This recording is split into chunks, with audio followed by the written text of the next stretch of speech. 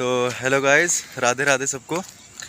तो आज हमारा 75 हार्ड डे का डे 7 है और हम लोग ग्राउंड पे तो आ चुके हैं अभी। और ये सर कभी आते हैं कभी नहीं आते, इनका अलग ही चलता है बस।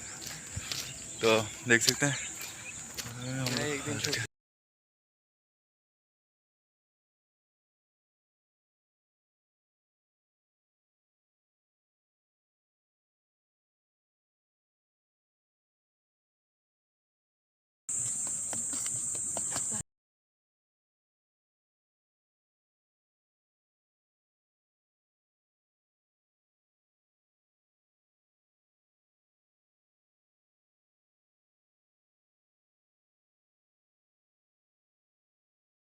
तो गाइस, हिमांशु ने अपना आज का डे 7 का टारगेट पूरा अचीव किया। इसी के साथ हम कल मिलते हैं। So tata, goodbye and see you.